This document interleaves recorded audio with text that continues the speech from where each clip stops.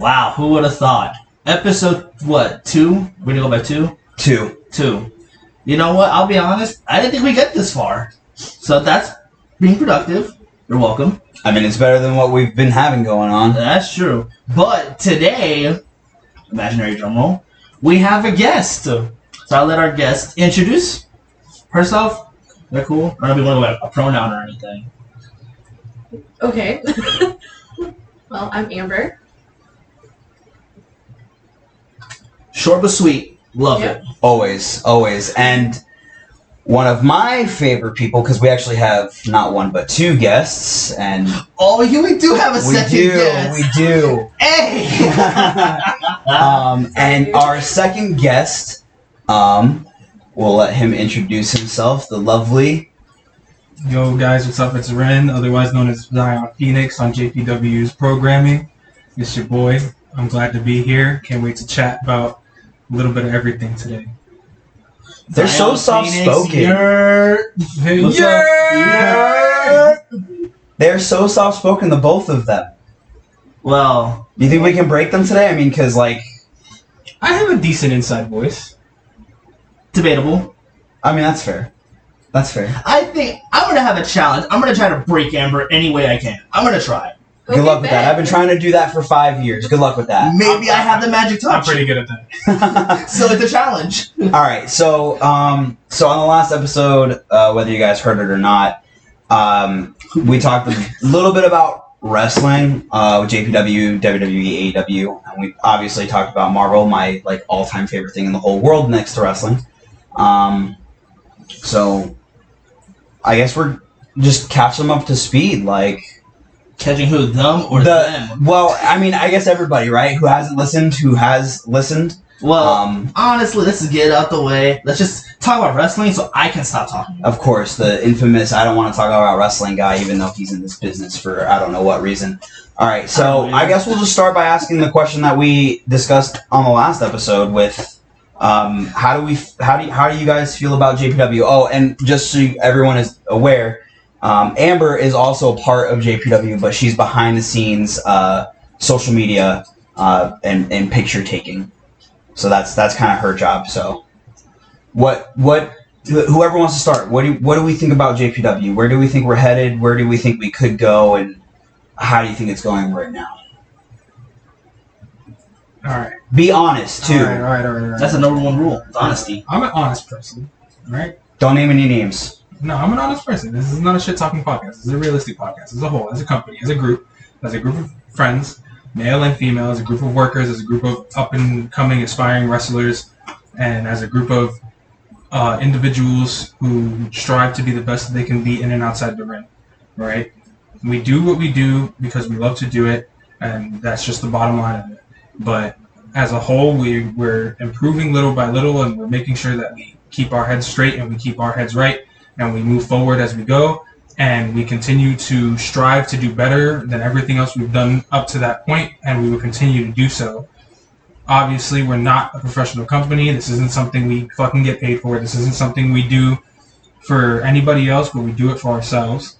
So our as individuals, the 3 of us sitting here and the rest of our guys, we all work hard when we fucking want to, and we all do what we have to do when we fucking need to. And that's how it goes.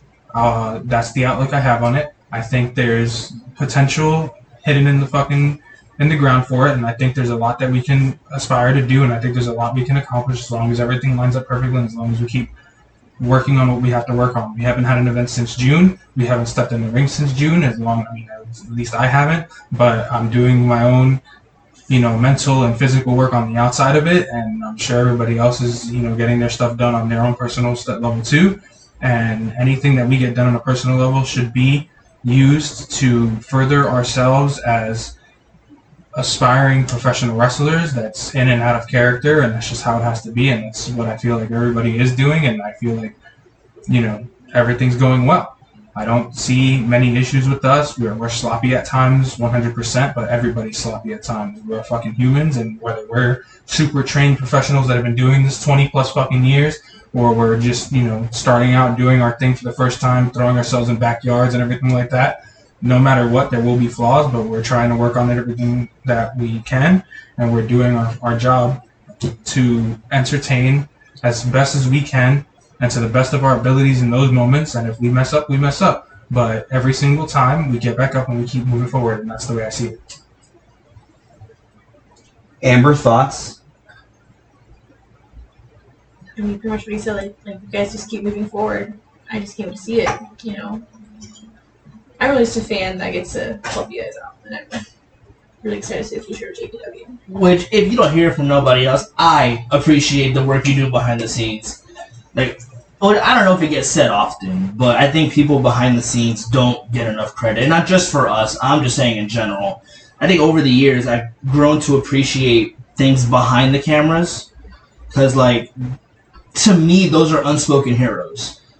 Well, it's so much more than just getting in a ring and beating each other up, right? Like, Right. It's always so much more than that, because it's a show at the end of the day. And I think the backstage personnel, whether it be in JPW or any professionally well-known company, or even the independent circuits, there's a lot of behind-the-scenes stuff that always goes on, and they don't get enough credit. You know, people just kind of see the wrestlers on TV and, you know, the ring announcers and the commentators, and they just kind of see, you know, them and how much work they put in. But, like, without the backstage personnel, without all of those people who are putting the same amount of work into it as the wrestlers and the other on-screen performers as well, there wouldn't be a show. And I'll take this time to thank everyone we have, to Amber, to Moses, who is our sound keeper, pretty much, who plays all the music and whatnot, which he does a phenomenal job. And, you know, we don't have to sit in the back and play each other's music and play our own music, having to go out there and wrestle. I think Xion Phoneix Rin has put it in a good way. Like, we are making small steps, but we are taking steps nonetheless, with hiccups every once in a while. So I think he brings up some pretty valid points. And to Amber's point, like, I also can't wait to see what is going to happen next. And really quick, we haven't had a show since June. It was Chains 5, as you guys know. And we are currently planning 2 shows. We had to postpone the Popomania show, which is the show that we're doing for Jay Xavier's father. We had to postpone that due to some unforeseen events that had taken place shortly after Chains of Destiny. But we are rescheduling that for later in October, as well as our second JPW Halloween show, which will be taking place on October 15th. So that's a Saturday. It'll be going live up on Facebook, and hopefully we can figure out something to get it live up on YouTube as well, because the only one who's pretty intelligent when it comes to technology is Jay. So he'd be the person to know how to set all that stuff up. So we have 2 events that we're looking forward to, which I think will be a lot of fun. Yeah, I'm not going to talk about JPW anymore. My feelings are already known on the last episode. I'm not going to get into it. I can wait. I'm over it. I'm not going to bring it up. I'm more than okay with talking about wrestling, but JPW is the last thing I want to talk about. Did anyone see Clash of the Castle? I have not. And at the time of recording, that happened yesterday. So I have not seen it. So just you and me. So you haven't seen it, Xion? I just read highlights and read the stories and saw the pictures and watched the Instagram posts and everything like that, so I know roughly what happened. Yeah, same. For the most part, anyway. So we're all caught up to speed on Dominic Mysterio's heel turn? Yeah, Yeah. Eddie Jr., dude. I feel like I'm in the camp that he should have gone and should still go to NXT. Even though NXT is the worst thing on TV right now, I think it's still, he could learn from it. I don't disagree with that. But at the same time, it's so far into his main roster run that it would be kind of a slap in the face to I wouldn't necessarily say him, but I would more or less say to the legacy of his father to throw him down to NXT. Obviously, if Ray was okay with it, then go ahead and go with it. I'm sure Dominic would be fine with it as well. No, I mean Dominic has been a presence on the main roster for a while now. He's done multiple pay-per-views. You know, he's worked with his dad. He's worked without his father. He's been in programs with multiple other superstars. Some, you know, really high octane, some really not, and that's just how it is. And the way that they're doing the storyline with the Judgment Day, like, you know, for me, it is what it is. I don't. As soon as they took Edge out of the Judgment Day program, I really don't care for the group anymore. I'm a fan of the superstars as individuals. I love Finn Balor. I'm a big fan of Punishment Martinez, Damian Priest. I'm a big fan of Rhea Ripley, but as their unit, I feel like that stable is so underplayed.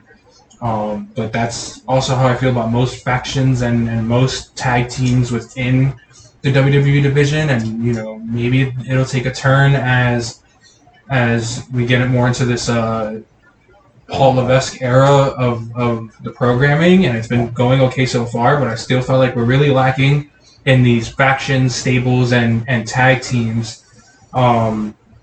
And I'm not saying tag team wrestling is everything, but if you're going to have these faction stables and stuff, you know, their presence needs to be felt in some way, shape, or form. And they took Edge out for no reason, and they filled that spot with Finn Balor, and now, like, Dominic's doing his thing, and that's perfectly fine, but Dominic needs to find himself, because right now he kind of feels like he's not necessarily a jobber, and he's not necessarily enhancement talent, but he's not necessarily like the greatest person to watch, and he's not necessarily the most exciting.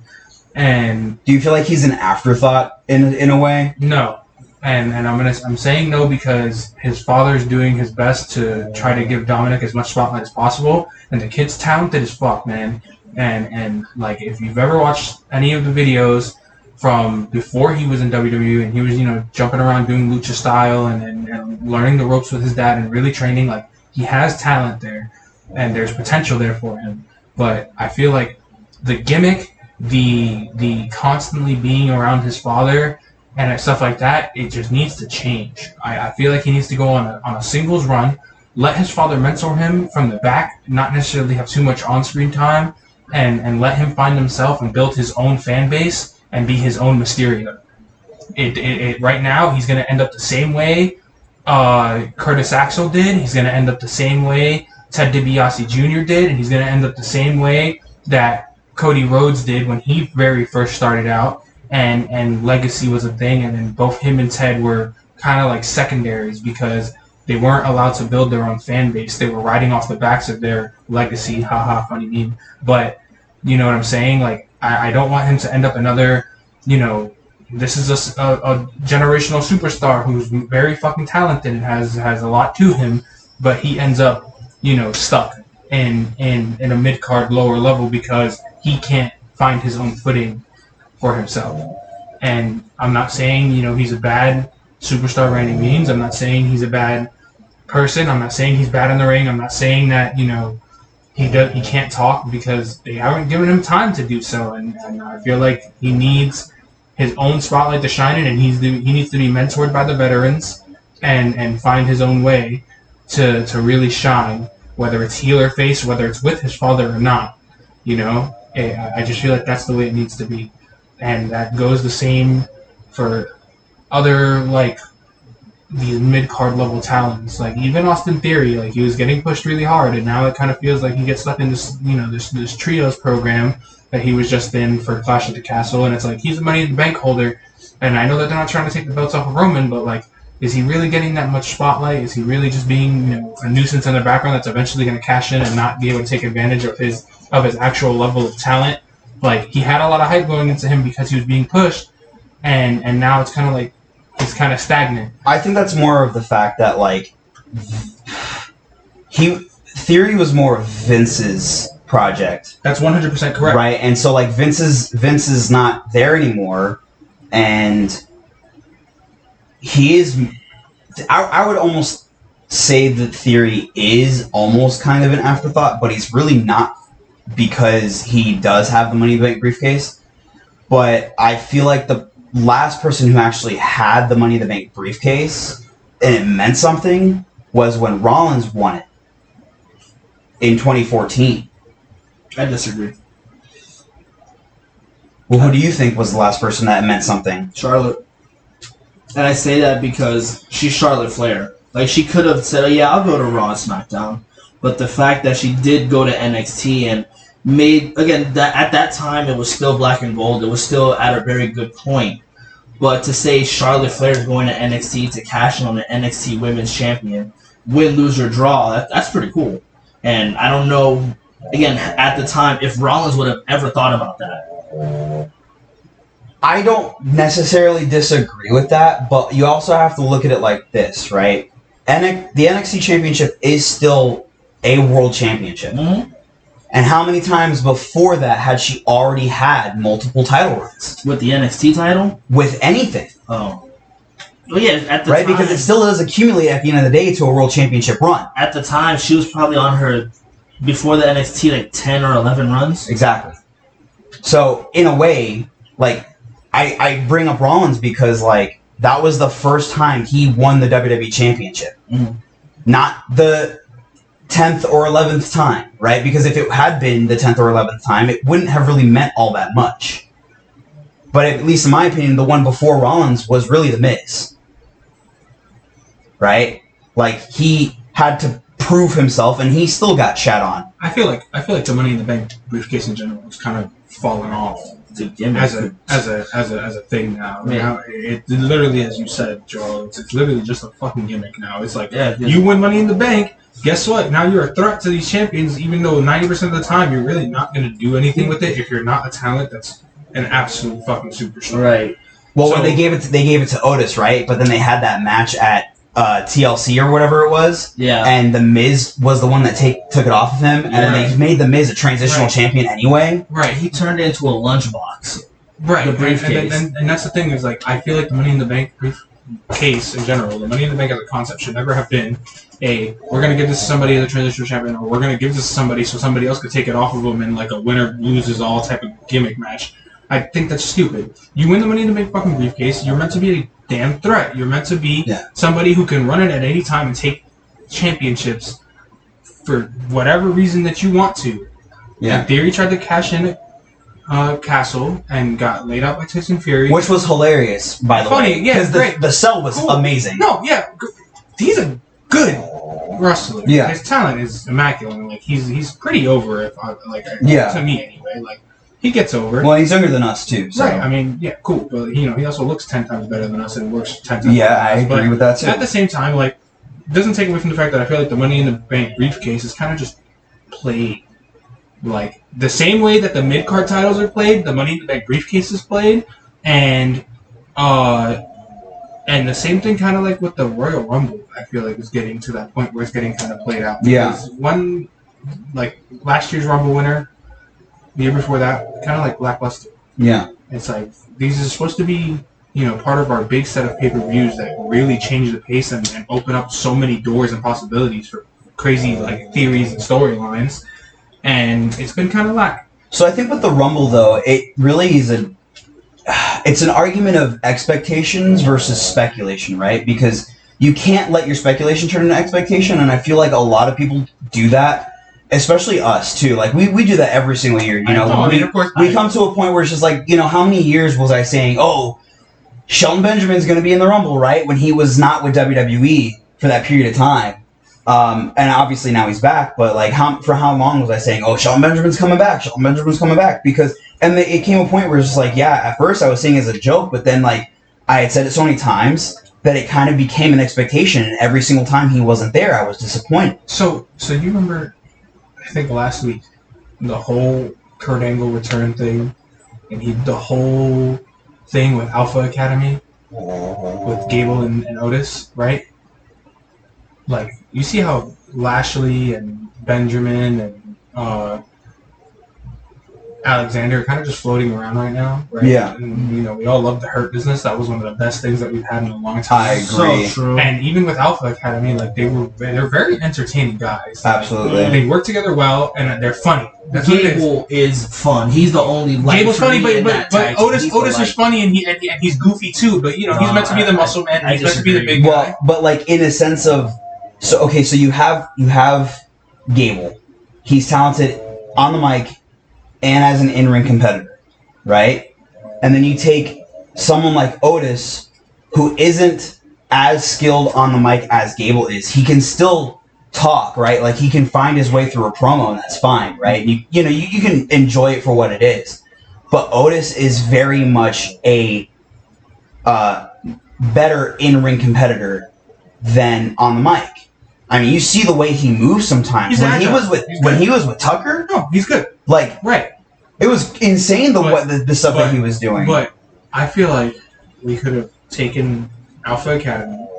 Now that Benjamin's not really doing all this Hurt Business stuff, because of Angle, could have had like a mini Team Angle reunion type gimmick going on, and then form a super stable of the national, these amateur wrestling guys between Benjamin, between Lashley, between Gable, between, I don't know if Otis did amateur wrestling in his life, but the whole singlet gimmick, kind of like a super team angle, Yeah. right? And turn it into this faction of just pure-blooded technicians that are just dominant.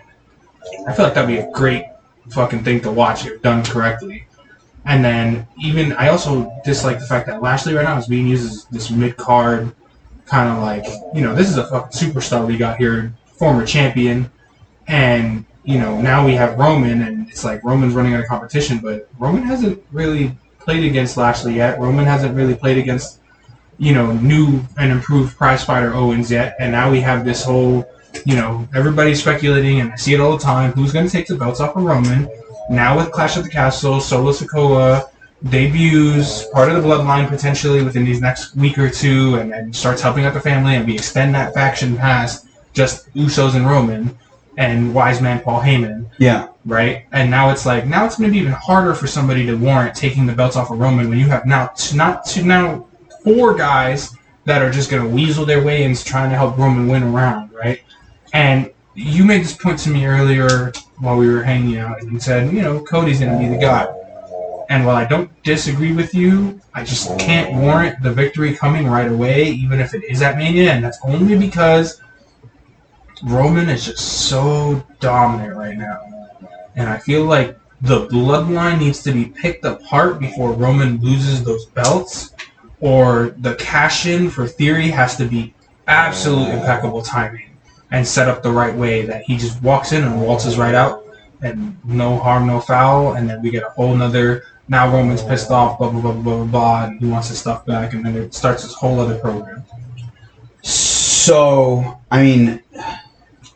Joel and I were having this conversation a while back, and he brings up a good point. Like, Cody has, in a storyline sense, Cody has more heart than Roman, right? Roman has all the power, but at the end of the day, like, you can't outfight heart. And you see how much, like, even outside of the ring, you see how much Cody had to fight for the career he has now. When he got fired from WWE back in 2016, and he went on the Indies, and he teamed with the Bucks and Omega, and he went and started a new, company with them, and like, he made a name for himself. So if it was Cody that takes the belts off of Roman, like, it wouldn't be a bad idea. And then with Cody being out for the next few months, I see him coming back at Rumble. Obviously, he probably wants to try to come back before that, but the body's going to heal the way it wants to heal. Like, you can't force it to heal faster. I think he posted a picture today of him smoking a cigar with his suit on. So I don't know if that was supposed to have any meaning behind it, or if it was just him posting the posts because it's Cody, but, And when he does come back, You know how much fire he's gonna have it like under his butt and in his belly. Yeah, because he just came back to WWE and he gets injured. He's gonna be like it overheating. sucks. So like, I think, I mean, again, I think it's gonna happen at Mania. What other place? I think a lot of people think it's gonna happen at Mania, to be honest. But here's the other question, right? If Roman drops the belts at Mania, obviously he's gonna want to take a break for a little bit. He deserves it. Honestly, he's been killing it for the last 2 years. You know,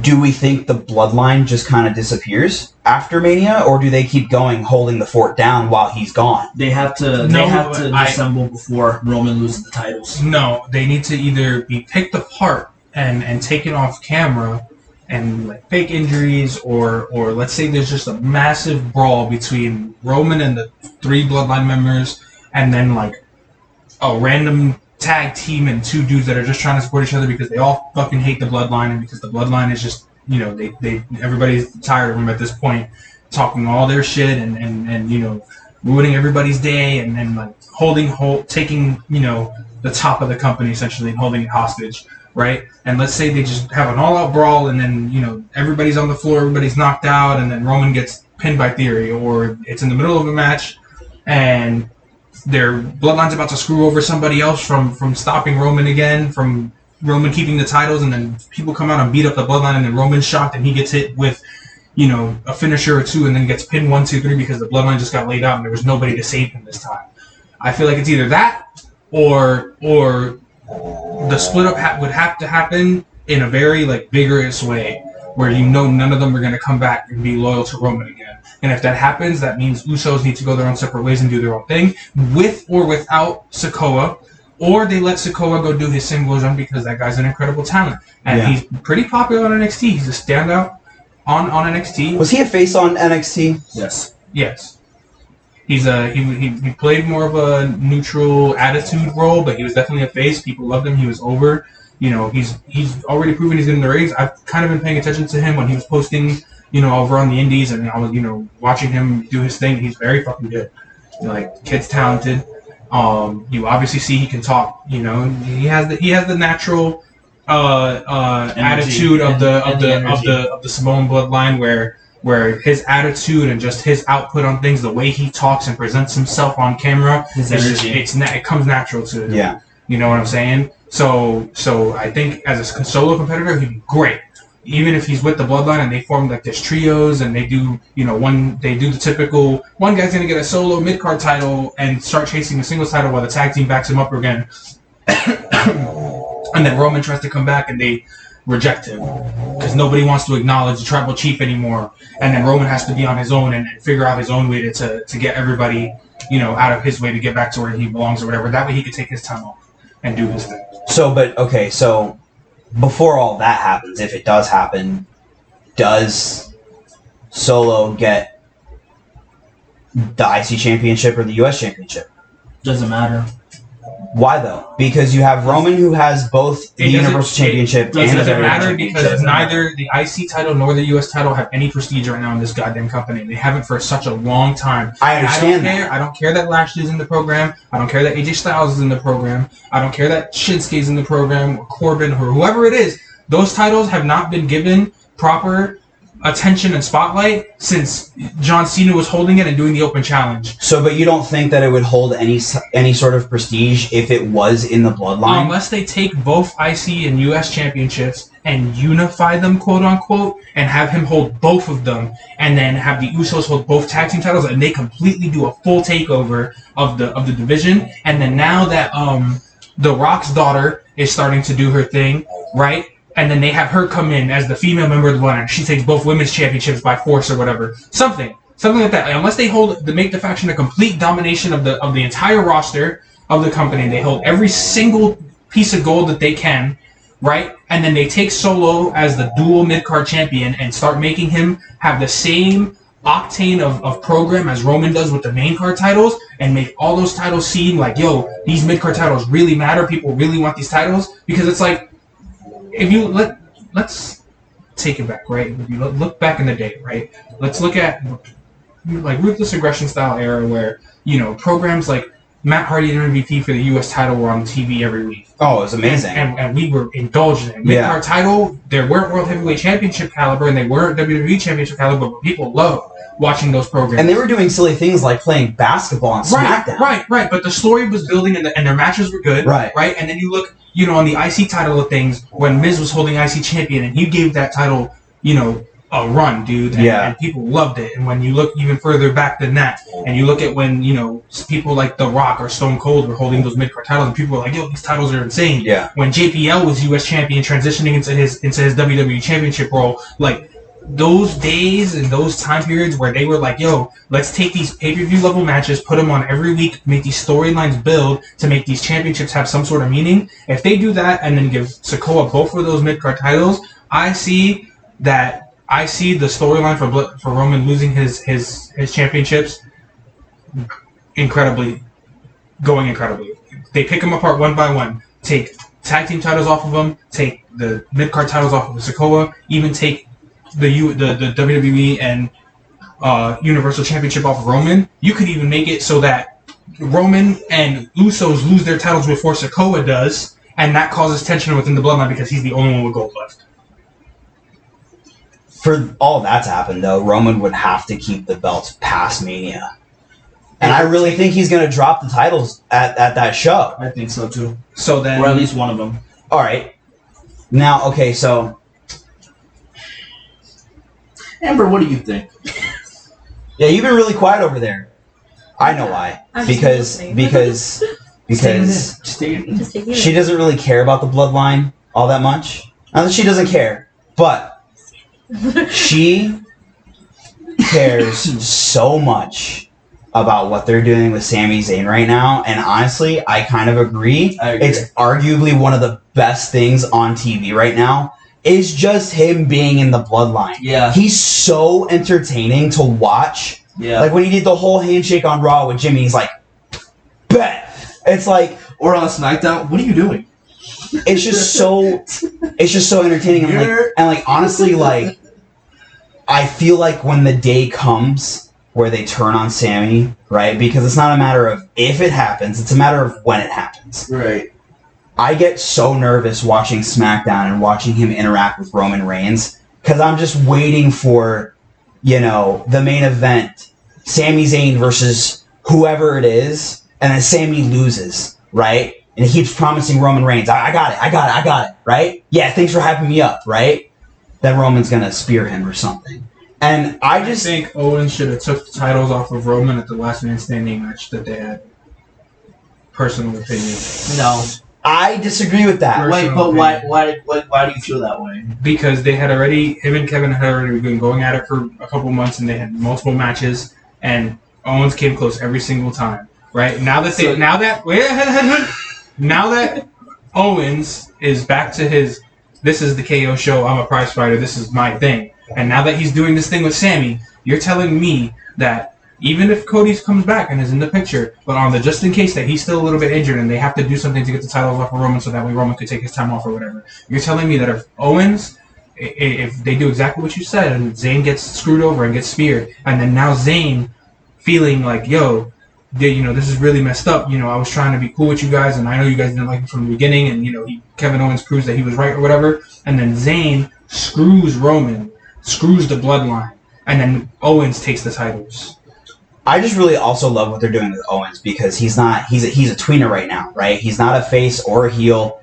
He's just kind of doing. He's just Kevin Owens. And it's amazing. It's so amazing to watch because that's kind of my fear though with what WWE is doing because they keep pulling all these triggers that are amazing, and they're trying, they want people to be watching. USA Network is incredibly happy with what Triple H has been doing on Raw. But I really think that they're in the honeymoon phase right now because Vince is not there anymore. So I feel like once WrestleMania season starts coming around, it's going to start to unravel the honeymoon stage and then we'll really see what's happening again. Obviously, as much as they want to show us, of course, they're only going to pull back the curtain so far because it still is a show at the end of the day. I mean, I don't disagree that Kevin would be a bad candidate for the championship. And as much as I loved his matches with Roman, I have to say, I think Roman's matches with Jay before Jay turned heel were way better. Yeah, to me, that sounds like you're emotional. That Kevin Owens didn't win. You just sound emotional. Yeah, I'll wait, sure. I don't have to sit here. But like I think that like I'm honestly just really happy with what they're doing with the whole bloodline. Same. The Usos are getting used properly. Roman is being used properly. You know, everyone's been begging for him to be a heel for so long, and he's a crowd favorite now. I don't know if anyone saw his new shirt, but it says "Acknowledge Your Daddy," and it's amazing. I haven't seen it. It's so funny, and I love the fact that they're kind of steering into that like you know what it means kind of stuff, you know. I just think, and like the match that he had with Drew at Clash at the Castle, fantastic. I mean, it was amazing. Drew brought back Broken Dreams, and they had an opening vignette. Well, you know, sucks to be you. Yeah, because you just don't give a crap. Neither do you. Neither do you. No, that's not true. Depending on the spoilers, I don't like spoilers. Well, but yeah, because you know who cares? Whatever, just spoilers. Go ahead. Sure did. You'll be fine. Yeah, you say that until it happens to you, and you get pissy. Well, why'd you tell me the spoilers? See, but that's only with Marvel. I don't care. Not with I'm gonna do it though. I'm gonna do it to you. Except you don't see everything. We see everything before you. I'm just gonna do it just because and see how you feel. Okay. They get pissy and I say, "Oh my god, you know I don't like it." Someone pissed in your Cheerios this morning. Everybody does. So. I think he's hungry too. Emperor, help me. He's a little hangry, huh? A little hangry. Spoiler for me. Do something. He's a little hangry. Piss off. You'll be fine. But no, their match was amazing at Clash of the Castle. But the match of the night was Gunther versus Sheamus. I was hoping it would be. That was amazing. I mean, I haven't seen a hard hitting match like that in WWE in such a long time that didn't involve like specialty rules. Yeah. I mean, it was amazing. So with that being said, you didn't watch Walter versus Ilya Dragunov 1 from bell to bell. No, I did not. Because if you did, you wouldn't be saying that right now. But I think, yeah, but I mean, like, even then, though, like, this match was still, like, amazing. And I'll have to watch that match. Because that was during COVID. It was standard, one-on-one, bell to bell. Yeah. Like, he slapped the soul out of him. Walter being the one that's slapping the soul out of Dragunov. Like, even in an empty studio, yeah, he slapped the soul out of Dragunov. I'm pretty sure even the BT Studios wanted to collapse at that point. That's how hard he was hitting him. And just with nobody in the crowd, it just, it makes the moment more dramatic, cool. Yeah, of course. That match was different. Yeah. That match was different. So I have to watch that match. I haven't seen it. But I think all the matches with COVID hit different. Well, and honestly... we were doing COVID shows before COVID was even a thing. Right, but now I'm going to take control of this show. For those of you who care, that I'm pretty sure it's just me at this point, NXT UK has closed its doors, and it's going to be rebranded into NXT Europe. I made a post about it on Instagram. I don't know if you guys had saw it. Like, it was way more tolerable than 2.0, and obviously I'm going to miss it for the short time it's gone. Because for the 1 hour that they produced, I enjoyed almost every episode. Obviously, like with everything I watch, I cherry pick my talent. I think, I like you, don't care about you. But NXT UK, for what they were able to produce from week to week, I enjoyed. Obviously, a lot of my favorites, okay, not a lot, some of my favorites were signed there. Mark Andrews, Tony Storm, being my absolute favorites. And yeah, they didn't really get all their roses that they should have within NXT UK, but point is, at the time, I was head over heels, waking up every day knowing that they were signed to WWE. So I'm gonna miss for the short, like the little bit that's gone. I'm gonna miss it. It was great. Thank you to everyone that made that show what it was, and I can't wait for Europe. And hopefully it either breeds that same energy or it makes new ones. Because I definitely felt that towards the end of the run, that energy was not there. Which, whether that's by design or by accident, I hope it kind of reignites that scene for WWE, not the scene in general, but for WWE. Because it had a small viewership, fine. But you guys know me. If I love something, I stick for it. I'm like, all I can say, I can't make you watch something, obviously, but just watch it every week. Even if you watch the highlights, at least they know that somebody is watching it. So that's just my 2 cents. Even though they had a small viewership, though, they still had a viewership. And it's And more I than think Impact. I don't think you're. I highly doubt you're the only person that feels that way, but I guess make way for better things, hopefully. Right, so when they come back as NXT Europe, it's more than just the UK and everybody around those areas, but like they'll have so many more talents, and they have they want to make performance centers like everywhere now, Right. not just in Orlando. So I think everybody wants to try their hand at wrestling at some point or another, right? Because it's the kid in you that oh, what if, and there's only a certain amount of people who go through with it when they get older, because a lot of people do lose touch. So if there's a lot of people out there who want to try their hand in it, especially over in that side of the world, do it, because I'm sure there's a lot of people out there who are just as talented as the people you were mentioning. Yeah. Or like maybe like, again, I don't know you guys. I feel like I'm only gonna add to your point. Maybe not only is it the kid in them, but what if it's that boxed in passion you didn't know you had? Because like, I don't know if it's happened to you guys, but in my life, like I didn't know I wanted to do that. Not that it was anything major that I went and did, but one of the best memories is going on vacation to Tennessee and just going for car rides. I didn't know I enjoyed car rides so much, or I didn't know that I loved just sitting with nature. You'll never, ever find a passion for something you never attempt to do at least once. I mean, that's just a fact of life. That's fair. That goes for I kind of see different. As far as UK goes, I didn't keep up with the program too much, but I was always paying attention to the clips because there was talent on that program that I liked. Tyler Bate, Trent Seven, Mark Andrews, Tony Storm when she was around, Walter, Dragunov, Devlin, Noam Dar, people slept on Dar. There was a lot of people in NXT UK that were just great. A lot of those tag teams.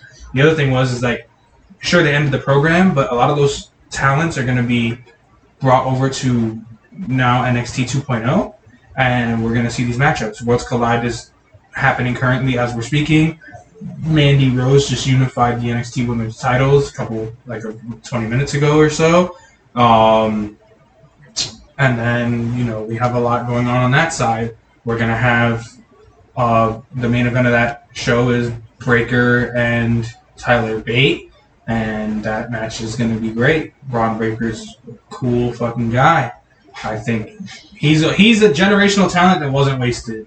But that's also because it's the natural flow of WWE. He's the big, muscly guy. But that man is talented, and that man can talk. Nobody can tell you otherwise, because that man is good. Well, I think when he makes a jump to main roster, Triple H will not give up on him. No, he's a Steiner. All right? And Steiners are historically proven to do well. Same thing with most Samoans. Yeah. They get something. Yeah. It's just how it works. Both the Steiner brothers, no matter what company they were in, and now Braun Breaker, I really wish they would just let him be a Steiner, but, it's okay. It works. It is what it is. I'm not bugging too much. However, with UK ending, it kind of does, I'm pointing back to what I said earlier, it kind of opens up doors that we haven't really had opportunity to see yet, and we have the potential to have some really blockbuster matches with a lot of that UK talent potentially coming over and lighting up the scene on this side, whether it be main roster or whether it be, on NXT. But at the same time, it's all dependent on how Shawn Michaels and the rest of the producers of NXT run it. It may not be the black and gold brand that we're used to. It may not be the black and gold brand that everybody loves. But the show isn't the worst. It's okay. It has a lot of good moments and a lot of great matches. And I think now with this enhanced roster of sorts, it's going to introduce a lot of people to this European side of the talent level. And then when NXT Europe starts, hopefully, it grows to be a little bit stronger than UK was. The issue that I saw with NXT UK was, its airing time and other stuff like that. And again, most people you don't get too many recognizable names on NXT UK as you get on, Black and Gold NXT or NXT 2.0 because it's just how it is. But think about those couple times that, NXT UK, best example was Dragunov Walter, right? When you get those matches that are just phenomenal, and you get those programs that are insane, like compared to Dragunov Walter compares to Gunther Sheamus at Clash of the Castle, like those physicality matches between, using Big E's word here, big men's just slapping meat, bro. Like those matches, a lot of people like those type of matches because when you get two beefier guys or two talents that know how to hit hard but work together as a unit in that ring, man, you get moments. And UK, because of that European strong style of wrestling, like there were some hard hits, man. Even between the men's and the women's divisions, between tag team divisions, between most of their programs, they had a lot of hard-hitting action. Yeah. And even though UK's fan base wasn't big, they were loyal. Why? Because they loved that hard-hitting action. And now that we're getting that style to potentially be brought over to this side, it's going to be a little wild. We got an example of that at Clash at the Castle. Roman and Drew, physical match. Gunther and Sheamus, crazy physical match. Yeah. Like, these men just lay into each other and do not care because they're worried about putting on a good match and they're worried about making themselves look good and making each other look good in that ring. And man, Clash of the Castle was a program that was like, you may have physically watched it, but just by clips alone and just by reading the descriptions that some people put online, like, it was a good show. I'm gonna watch it. It's tomorrow. A show. Yeah, it was a really good show. But you know what though, like with the hard hitting matches though, I think a lot of people forget, especially the indie fans, right? Like those kind of hard hitting matches. You don't see a lot of those matches on the independent circuit because a lot of the matches you do see on the indie circuit are very flashy, right? Or at least the wrestlers try to be. Right, and like those kind of hard-hitting matches like Gunther and Sheamus, you don't need to be flashy to have a good match, like at all. And even for me, who, and as you guys know, like I'm someone who's flashy, but I'm not flashy all the time. I'm flashy where it matters the most, where it serves its purpose in the match. But like, even I was. Like, we were watching the show yesterday, and we're watching that match, and I just sat there the whole time, like, mouth wide open the entire time. It was, even I was, like, in awe by it. It was amazing. I feel like I have a different look on the word flashy in terms of wrestling. I feel like, this is just me, I don't think flashy means a 630. Like, yeah, that's a thing of beauty for those who can do it, but I consider Pete Dunne's matches on the Black and Gold flashy. Where he had his spots, the bend of the fingers, or the way he threw his clotheslines. A lot of people didn't know that when he would slap his thigh, just made the clothesline look cooler. I think that's more flashy to me than a 630. But I want you to think of it this way, and remember how I just said, a lot of people like these physically crazy matches. Some people like the high flying, high octane matches, right? Pete Dunne is a his name is Butch now. Nobody cares about that. Pete Dunne is an amazing combination of both of those things. And for a guy his size. For a guy his size as well, that's just insane. Yeah. Like, it's the same thing. It's the same thing as watching Nakamura. Nakamura is taller, but Dunne's a little bit more stocky, right? Yeah. And Nakamura, he does his little high-flying stuff. He's a Japanese wrestler, but when that man hits you hard, he hits them hard. You can physically see impact when Nakamura does something that's just the right amount of stiff. they also get trained so differently overseas, anywhere in the part of the world versus America. You know, you go to, and I know it's technically, Puerto Rico's a territory of the U.S., but even over there, they train differently. Like Puerto Rico, Japan, everywhere's different. Europe, and that's what I love. And that's why when I see talents come, international talents, whether it be Hispanic talents, Spain, Mexico, other surrounding islands, Puerto Rico, you see talents from UK, you see talents from Japan, you see talents from anywhere.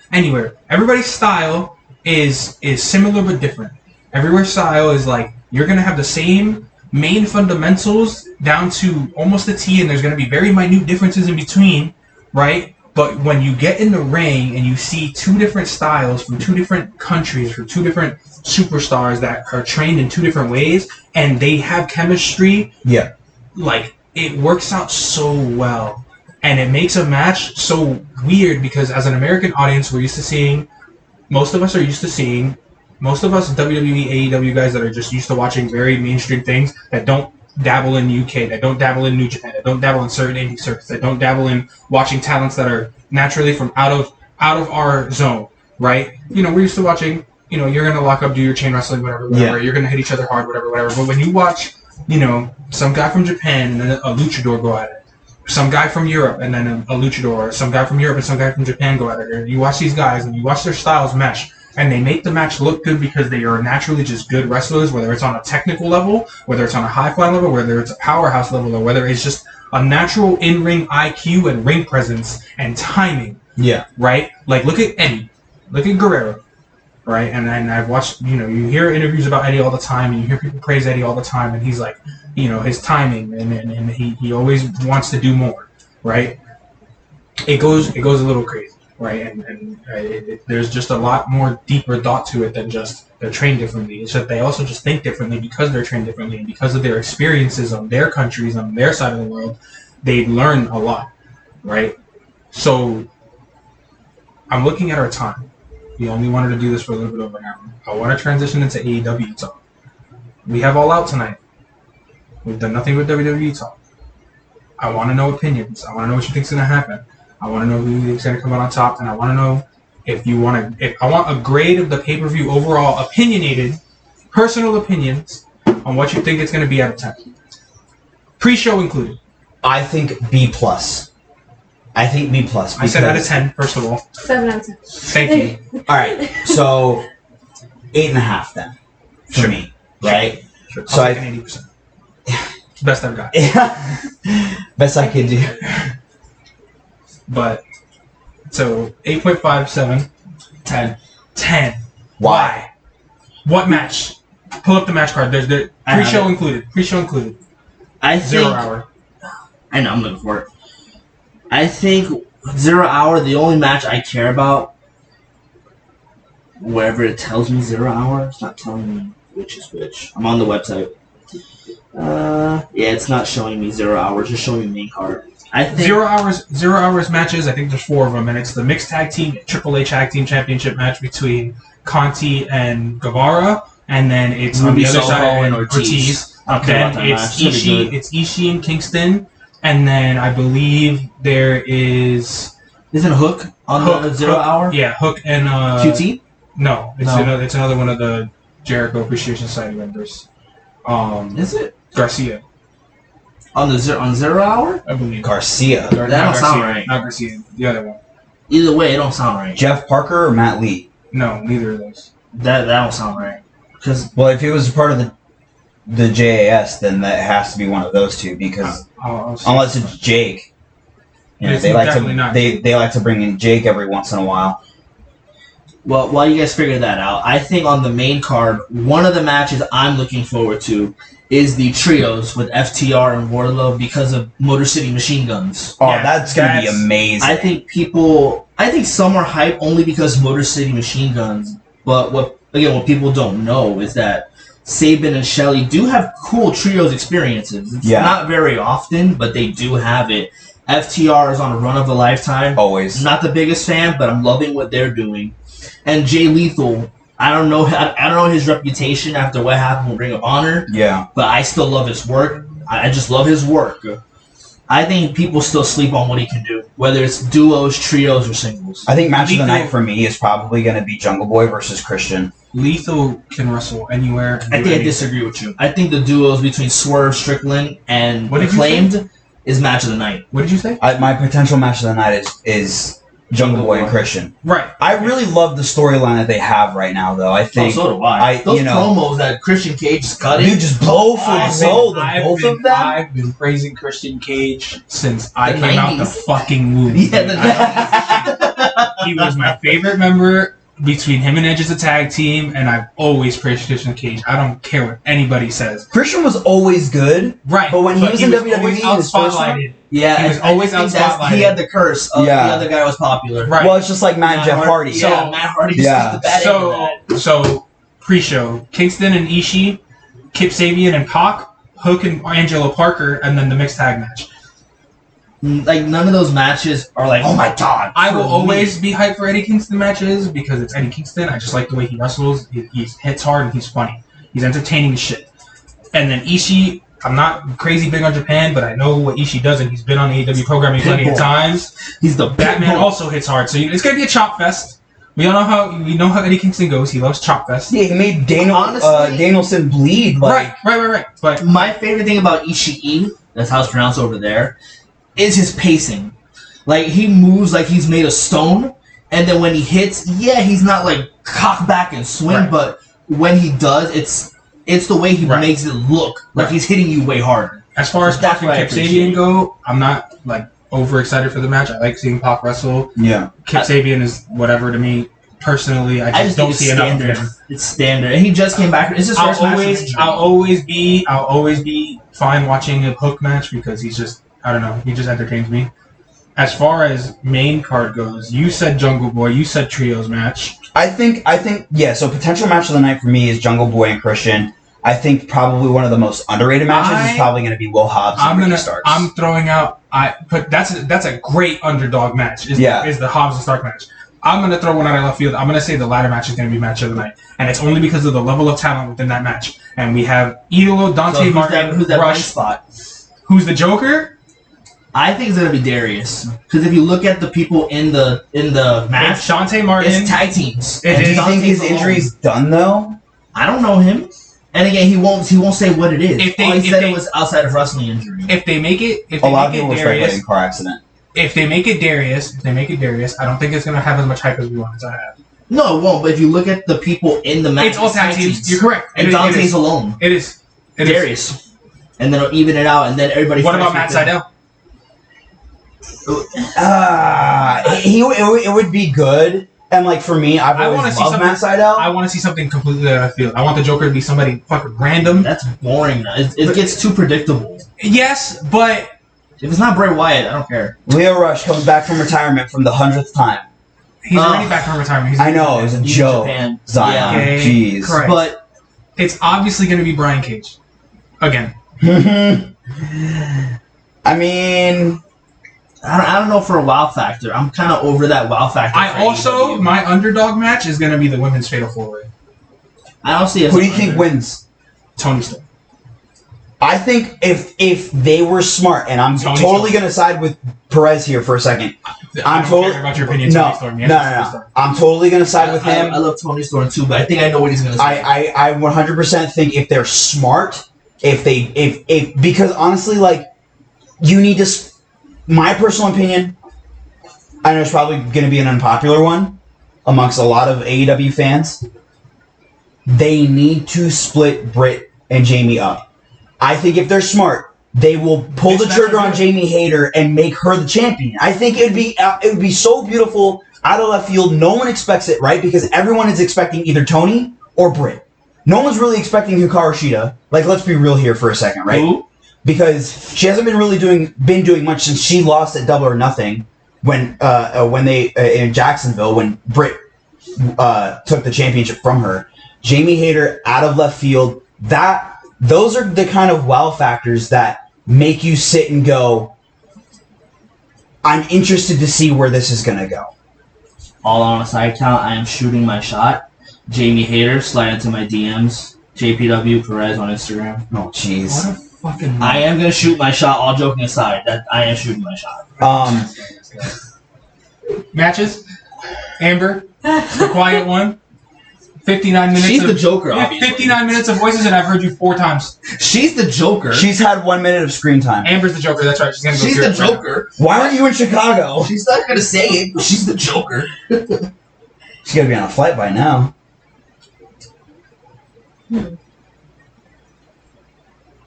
I'm trying to think now. Do you need to see the card? She nodded That yes. was not She an didn't even ASMR say anything. Amber, That was not ASMR. Amber's favorite match is gonna be Danielson and Chris Jericho. I think so too. Because Okay. none of us said it. Because none of us said it, and she's a Danielson stan. So, Okay. What of it? but does Danny Garcia Yeah. turn tonight? 100%. Officially. Not turn. I think storyline 100%. continues. Wants to help his hero, but he can't deny Jericho. So you think it's gonna be more of a slow burn if they're not gonna pull the trigger on it yet? No, and he won't get in the ring. Bold prediction. He won't get in the ring. Okay. He'll walk down. He'll stand on the sides. He Both men will can't pick stare a at him. corner. Both men will stare at him. Jericho might pick up the win just because of the distraction, or Danielson will pick up the win because Jericho gets distracted by him, Yep. and Jericho's trying to yell at him to help him out. He doesn't help him out, and then Danielson gets the win, right? And then over the next couple weeks, we get the heel turn, and then we get Garcia versus Jericho. Would it be a heel turn? Would it be a face turn? We get the betrayal. We get the betrayal, and then Garcia, and then we get Garcia versus Jericho at the next pay-per-view, and Garcia goes over. All right, Amber. What's Yeah, what's your pick? what are you looking forward to? I'm rambling. You can't say CM Punk versus John Moxley. No. Why can't she say that? No, Because that honestly, match is gonna not be that good. Starks and Hobbs probably. I'm really looking forward to The that one. underdog. Yeah, I really. I'm gonna pass on the underdog. I don't care about that match. Is that a piss break for you? Or like a check social media and see what people say. Okay. But it's also tagged with Jungle Boy and Christian. It's important. That So match is great. I'm not- He's gonna show out. I'm not gonna lie. He always does. He's outstanding. I think this is different because I think Christian Cage is it's well polished. He knows how to make someone shine. I know he's that good, but I don't think the storyline's done after that match, though. I don't know how to explain this. Help me figure this out. He knows how to make someone shine because he is that shadow talent, but I can't put into words.